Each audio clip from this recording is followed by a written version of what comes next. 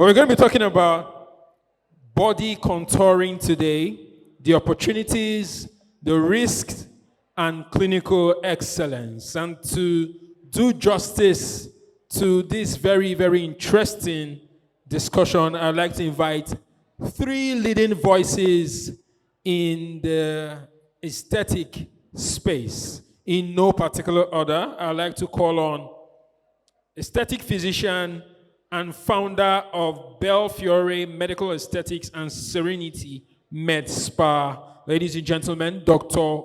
Uju Rapo. Please come and give her a round of applause. She joins us on stage.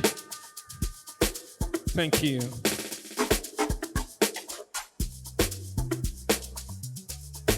Any of the seats will be fine. Thank you. The second person I'll introduce, the last time I met him, I gave him a Nigerian name. I hope he still remembers. He is the head of sales, BTL East and West Africa. And BTL is a leading manufacturer of medical aesthetic devices. Mr. Tony Odiambo Omondi. You can take the stairs, there's stairs there. He's not Nigerian, by the way. I think he's from Kenya, right? Kenya. Thank you. Any seat is fine, any. Last, definitely not the least, I'd like to invite trailblazing medical doctor, cosmetic surgeon, and visionary founder at CGE Healthcare, Africa's leading platform for plastic surgery procedures. She's popularly known on social media as Dr. Dimma, and she's Dr. Chidimma Phoebe Akpa. Please come and give her a round of applause. Let me help you. Look what the hot body can do. That song is for her. Dr. Chidimma, pick Stop it, I like it. Beautiful. And to moderate this panel is medical doctor, certified aesthetic physician. Permit me. Medical doctor, certified physician, Dr. Ifedoyin.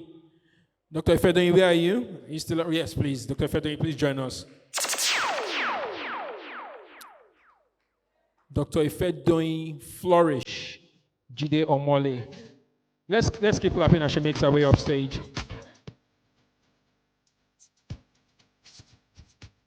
Any of the chairs? No? Okay.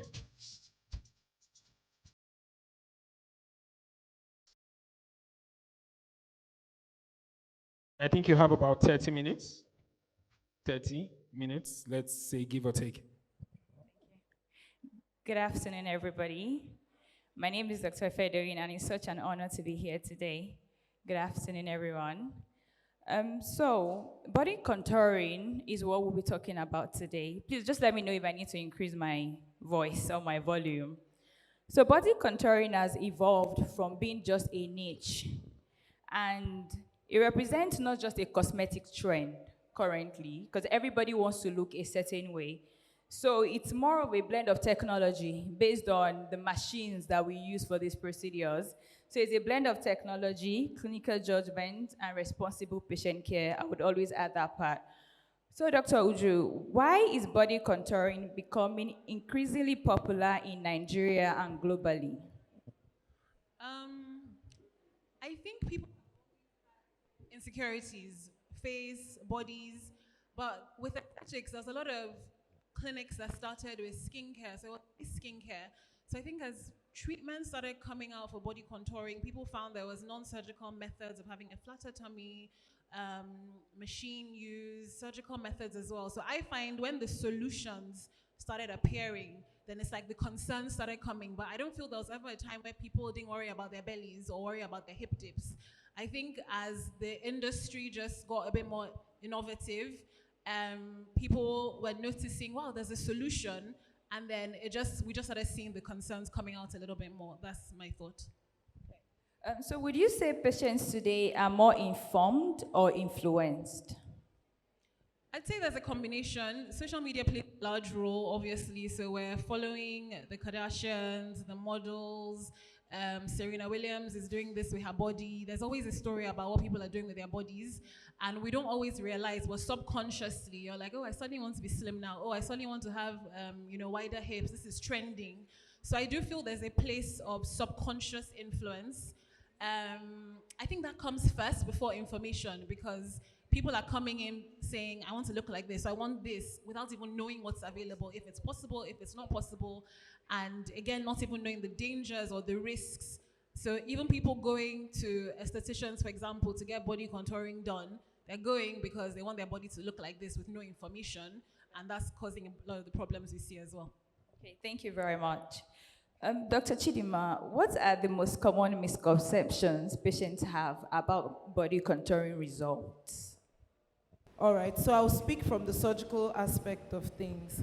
The most common misconception that, will I say, the society has about cosmetic surgery, I'll list in these 3 points. First, the concerns about hygiene.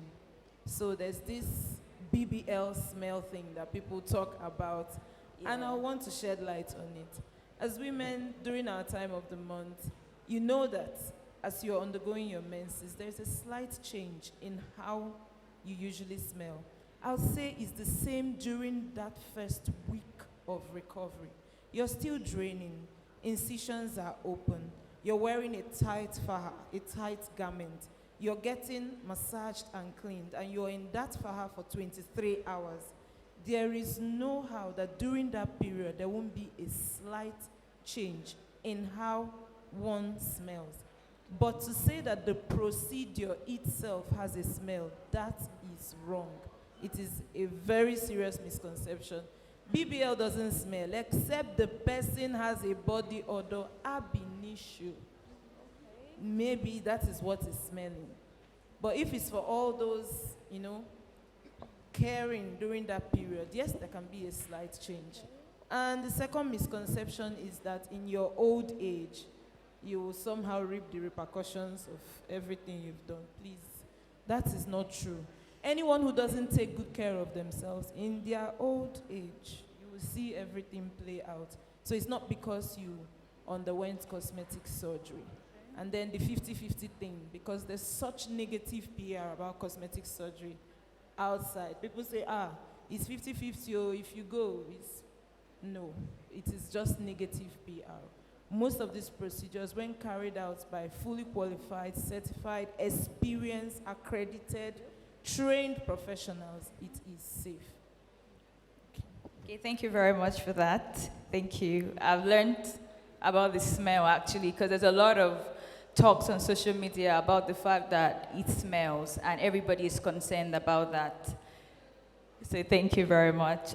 My third question, Dr. Uju, for young doctors and practitioners in the room, like myself, what does this growth mean in terms of opportunity for us young practitioners? I think it means there is opportunity, because opportunity arises when you see there's a problem that needs a solution, and there's not as many people offering that solution, so there's space to come into the industry or come into the market. I would say realistically, because something Dr. Dima said about if procedures are done safely by trained and experienced people, they're safe. So don't come in with the business thought of, I'm coming in to make money. Medicine, we're dealing with lives, do no harm. Coming with the intention that I want to learn this, I want to spend time, I want to study, I want to know there'll be complications, I want to be able to take responsibility. So have that mindset first before you choose what you want to do. So I always tell my patients, I think there's a limit for everything. I'm not going to go past my own personal limit.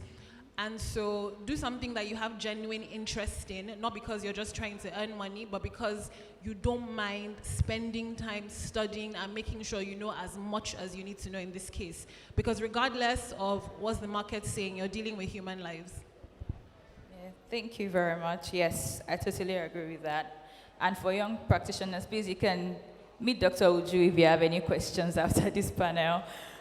So we live in a before and after culture. Everybody wants to see what your after is after your procedure, regardless of whatever you actually do. How do we manage patient expectations, especially with instant results demands? Like they want it done now, they want to look like Kim Kardashian now. How do we manage our expectations when communicating with patients? All right, so the first thing I would let any client who walks in through the door know is that cosmetic surgery is not magic. You've lived in this body for 25 years, 28 years, 30 years, 35 years, 40. You can't just show up and we magically overhaul all that. So managing some clients' need for instant results is to clear them on this fact first, then educate them. There are different body foundations or body types. You have the rectangle, the hourglass, inverted triangle, pear shape. You cannot come with a rectangle and just want me to turn you to an hourglass like that, with all due respect. So, plastic surgery is not magic. There is a method to these things, and I preach natural results. You don't just have to change overnight. You just need to look smarter. So to answer this question, I would say education. Educating them about where they are now and what we can achieve within the confines of safety and artistry, which is what cosmetic surgery brings. So that is the answer to that question. I'm managing their expectations, yeah. Thank you very much, Dr. Chidima. Dr. Uju, you wanted to say something about that? Oh, no, I just wasn't sure if you were directing the question to me, but I think she's answered nicely. Okay, thank you very much. Currently, as more clinics adopt a lot of these technologies, we have some of these machines, we have the M-Scott Neuro, aside from the surgical procedures itself. What risks come with the rapid popularity of these procedures? Dr. Uju, please. What risks come with The popularity of everybody knowing, okay, you can have body contouring done. I think social media glamorizes things a lot.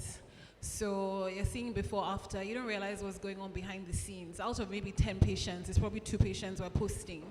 You don't know who's, dealing with the emotional expectations of patients, dealing with complications which do occur. So I think there's a risk of people thinking this looks easy, anyone can do it. And because we don't really have as much regulation, people just sort of enter the industry. And I think what's annoying is that practitioners have a patient because they're just trying to get as many patients as possible. They get complications and they don't attend to their patients. So we have patients coming from other clinics being like, oh, I have this problem, I have that problem. And I'm like, go back to the person that did it.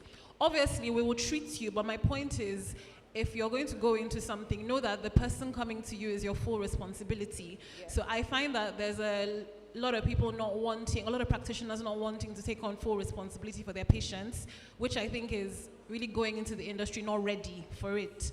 So the risks, in summary, is that you're leaving many patients unattended to, causing more potential complications, more problems, and just, not leaving people very happy.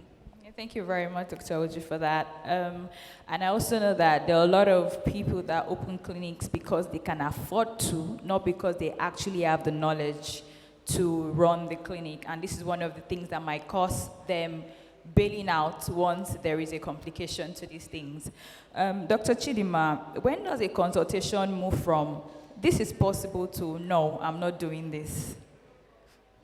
Okay, so that will be my red flags. Yeah, the patients to absolutely turn away. Yeah. All right, so the first is those who have unrealistic expectations. Like they walk in trying to look like this, and they show me a photo that is obviously photoshopped. And I'm looking at this person and I know that even if you get 10 rounds of surgery, you can't achieve this. The most annoying one is when it's AI. You're trying to, this thing is unrealistic for you, for your body type, for your foundation. So what do I do again? I educate, and if we are not reasoning together, two cannot work together except they agree, then we just, certainly just let you go. So that's the first. The second is those who have medical conditions and are negligent of it. They know their sugar is high, they know their BP is high, they know something is going on. But from the time of consultation, where you pick this thing and you tell them, okay, we'll talk to you in 3 months' time, see if this is better controlled, and then you do your surgery if possible. And from that time, they didn't do anything. They didn't take medications, they didn't follow up. You know that if you go ahead and do surgery for that person, you're asking for trouble. Because even the post-op instructions, they will not adhere to. So those people that are negligent, I try my best to stay away from them. And then, the third people, I would say, is those who are surgeon shopping. There's no problem with getting different opinions from different clinics. But by the time you come in and tell me, you are the 6th surgeon I've been to. Now, chances are, if you walked up to people that are fully qualified, trained, they would have told you the truth. At least 3 out of that 6. So it means there is something you want me to tell you. You're not satisfied. So many times that's a red flag. When they are surgeon shopping, it also ties to unrealistic expectations. They won't box you in. It opens the door for a lot of problems, back and forth, legal issues, especially when they are not satisfied with different people telling them that one truth. So these are the red flags for me. Thank you very much, Dr. Uju. What are your red flags?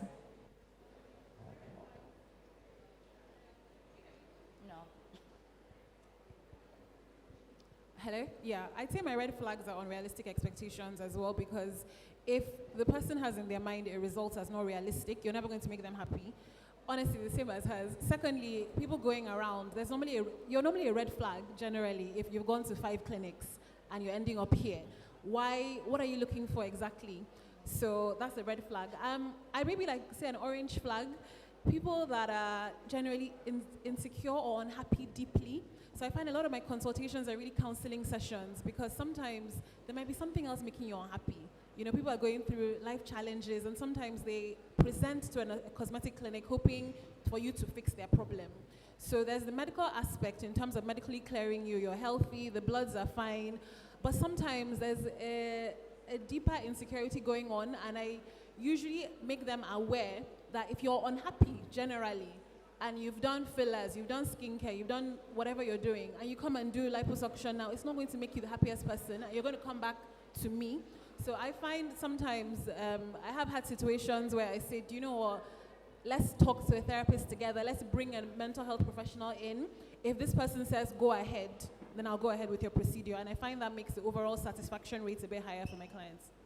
Thank you very much for that, Dr. Uju. Dr. Chidima, how do you handle and communicate complications when they arise? Sorry, please, can we get another mic that is working? Please. All right, so when it comes to surgery, we must understand that complications, especially, like I said, in an ethical, fully trained, qualified, professional setting, complications do not always equal negligence. We have to clear our minds about that. We're talking about surgery. And sometimes when it happens, it just means this is surgery. So we do not handle complications when they arise. We handle it before. Before a patient goes ahead to have the cosmetic surgery, we break down the risks and complications for you based on your health. If you're healthy at that point, we are not anticipating any, but we'll educate you anyway on it. So this is something we've talked about before so that you understand. And for the majority of my patients, it's just patient education. But when push comes to shove and a patient falls ill after, then I'll group it either into the major complications or the minor. We've already talked about these things. And that's why when we're telling patients to plan, we tell them, if your quote, let's say your quote is 8M, you need to have at least 4M additionally kept down. Peradventure, you need to be taken care of. So if it's something major, we escalate care.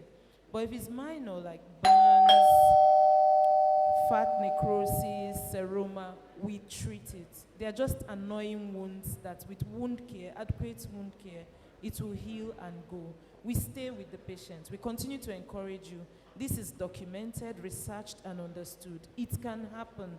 It doesn't mean anything was done wrong. You will be fine. It will heal.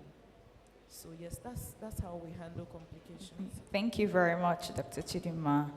Dr. Udru, how do you determine whether a patient is better suited for surgical or non-surgical body contouring? First of all, it's a decision for the patient what they want to do. So I offer non-surgical and surgical. So some people coming already knowing what they want to do. I'm not the one. I try not to influence them in terms of you do this. But what I feel is my responsibility is to give out all the information, the healing phase, the recovery phase, potential complications, potential side effects, and you're to make the decision. There are some people that are not suitable for surgery generally, and I tell you, we have a BMI cutoff, or your asthma is not well managed, or your diabetes is not well managed. So in terms of safety profile, as a practitioner, I have a list of requirements. So even if you say, I want to do this surgery with you, and you're not suitable, I tell you you're not. But aside from that, it's really your choice, what you want to do, pretty much. Okay, thank you very much. Dr. Chidima, do you have anything to say to that? To the differentiating if a patient should go for a surgical or a non-surgical body contouring procedure? All right. So many patients are happy once you tell them it's non-surgical. They are very, very happy because there's this fear of going under the knife. So if non-surgical will work for you and you are interested, by all means. But I won't allow you deceive yourself with it. If I know that what you need is for us to cut out this excess skin, I will let you know. The choice is always yours. So that is how I see if you can get away with non-surgical, and I will refer you. And if it is surgical, I will tell you the truth, that this is the best approach. Okay, thank you very much. Mr. Tony, what's making technologies like MSCOT Neo and Vanquish Me particularly appealing in today's market? At one point, I thought when my questions were going to come, so I was sitting. In body contouring, especially non-invasive solutions, and what are there in the market for the aesthetic doctors, we are looking at improved artificial intelligence that we have incorporated in our devices to help better results. And also patients look at minimal downtime in terms of usage of these body contouring non-invasive solutions that we have, that we offer the market. So patients come already informed with what they want because of the age and era of the internet and the know-how. People know already what they want. They come informed, and they also want minimal downtime so that they can go to their day-to-day activities without a downtime. So non-invasive solutions for body contouring has become an in thing, and it's a complementary to what surgical options we have. Also, when the able doctors were talking about, I had one of them talking about lifetime, like how the lifespan of the patient. So we're talking about longevity. So one thing I've not heard many of the doctors saying about here is how aesthetics and longevity come into play. And this is where now also medical devices, especially the non-invasive one, are trying to bridge the gap between surgical interventions and also longevity. All of us will want to grow old, but again, who will want to grow old? Frailty. We want to grow old, strong, and all this. So aesthetically and longevity, they come into play whereby we have introduced cellular, this is all biology, and efficacy-based treatments, which patients want. These patients are informed, they want results. And we have got devices in the market which are efficacy-based, they have got research, they have been tried. And I'm very proud to say Dr. Uzo is using some of our devices, and she himself has used these devices on darker skin in the market. So these are devices that are working for our skin, and they have been tried and tested for body contouring in the market. Yeah, thank you. Thank you very much, Mr. Tony. I'll ask my last question before I throw it to the audience in case they have any questions for you. So how can clinics and doctors capitalize on this growing demand of this non-surgical body contouring, like the M-Sculpt Neo? What do you think would you tell them as to, okay, this is how you can capitalize on this? If you get these machines early, these are the opportunities that you can get from them.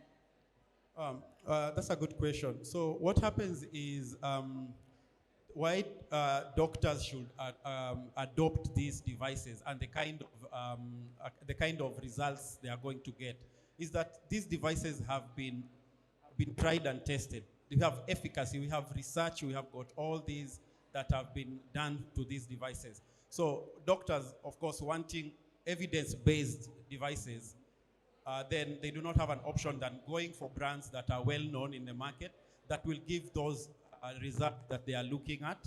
And also their safety protocols. When we look at devices that are CE and FDA approved devices, they mean that they have met the minimum or the maximum threshold that we need in medical aspect. So when adopting these devices, you know that, of course, you're not going to sell false hope to the patients, but know that these devices are going to deliver what you are going to do. And then the other thing is that these devices, coupled with the surgical intervention, gives you better results as doctors. They are not single-handedly to be used as only standalone devices, but they coupled up with the surgical intervention, then you are bound to get better results. So that's how these devices are becoming a day-to-day aspect of medical interventions for the aesthetic doctors. So those who adopt them early get better results as well. Okay, thank you very much, Mr. Tony. Thank you. I really appreciate your answer. Please, do we have any questions from the audience?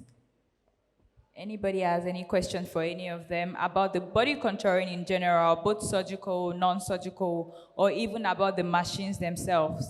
Does anyone have any question? Okay. There's a question. Okay. Thank you for the feedback that you guys have given to the questions asked. My question is around the regulatory context that we have in Nigeria. And Dr. Oju, you kind of pointed to that. So is there anything that you guys are doing in the industry to try and strengthen this, to maybe have like an association, or maybe one even exists, to ensure that people can sort of look up and be able to access professionals who are qualified, who meets minimum levels of practice in terms of code of practice and conduct? Thank you very much. Let's take the two questions and then Thelma Lawson. My question is for Dr. Dima. For someone that is looking to slim fit their waist and doesn't want to go through the surgical process, is there any other process you can recommend that would still give like the snatched waist effect? Just that. Please, that question is a very important question. For the body must be T and snatched. Thank you. Regulations-wise, there are conversations happening. I'm in a few groups, talking to Dr. Ifoma as well. There's conversations happening with a few doctors in terms of, I'd say it's a process. There's definitely conversations and processes happening. I don't think we're where we should be at the moment, but it is a topic that comes up quite frequently, and so we're aware. All right, so to add to what she has said, here I would say as doctors, the first regulatory body is our council. First and foremost, you have to be in good standing. You have to make sure that you are really paying attention to the do no harm aspect of our oath. So it's our council first.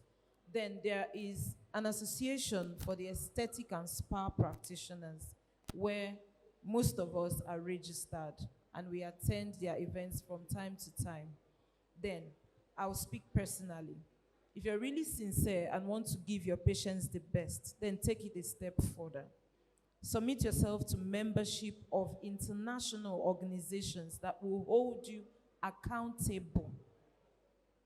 You understand? So that is what I've done. Like, I'm a member of the American Academy of Cosmetic Surgeons. So you know that by being with them at that level, attending conferences, workshops, following up, you are doing your best to stay at world best standard of knowledge, safety, guidelines, practices. So even if what is happening here is a little skeletal, you make sure that you join those international organizations and bring home what they are teaching, the good aspects of what they are preaching in terms of safety back home to your own patients. And that's what I'll say about regulation. Then to answer the question about slim fitting your waist without going under the knife in any way. The first option is the good old exercise and diet. This one you have to just stick with it. That is the first option I will give. So cut down your meals, do not eat late, cut down on sugary stuff, and then just exercise. We always underestimate exercise because we do not want to be consistent. If you will stick with it, you will see results. That's the thing with exercise. Once you feel the ache or burn of the gym, you just be, I beg, I don't die. Make I go do lipo. But if you stick with it, you will get results. It will just take longer and require more discipline. So that's the first solution. Stick with exercise. Then, like my brother has said, there are devices that can help you. The M-Sculpts. These devices have been proven, gone under different approvals. So they can help you. But I don't think you can do it without still paying attention to your diet. You still have to control what you eat. They can't finish trying to freeze off the fat cells or, do some minimally invasive, and you can't eat again on it. So diet and do the minimally invasive, the injectables, part of it, lipolysis. And then the waist trainer.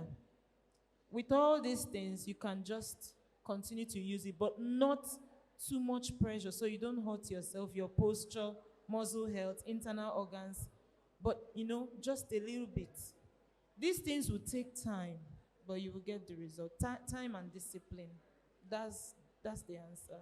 Yeah. So for the regulatory aspect you had asked, also in the device industry, we are trying to fend off those who are copying our devices and are coming up with devices which are not certified.